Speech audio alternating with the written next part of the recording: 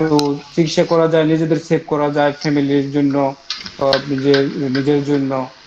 Course সেটা হিসেবে তো আসলে গুরুত্বপূর্ণ জিনিস, কিন্তু কোর্স এই হিসেবে টাকাটা বা 2,000 আমাদের বাইরে যারা আছেন এটা দিয়ে দিলে ভালো হয়।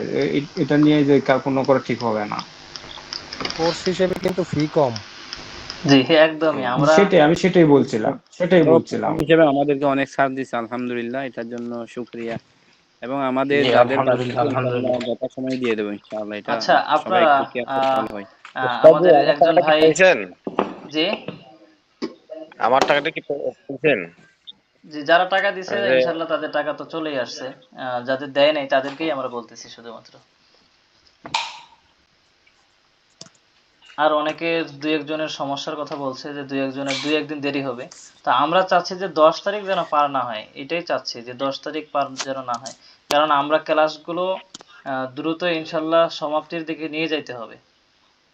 আচ্ছা, উস্তাদের কাছে আমার একটা আবদার হইলো, এখানে আমাদের গ্রুপে গেছে একজন ভাই, অনেক সমস্যার কথা বলছেন। ওনাকে আপনার প্রতি একটু অনুরোধ, ওনাকে একটু ছাড় দিয়ে দিবেন। উনি বলছেন যে উনি টাকা হারিয়েছে, উনি মা চাকরিও নাই, ওনাকে একটু ছাড় দেওয়ার জন্য বলছি।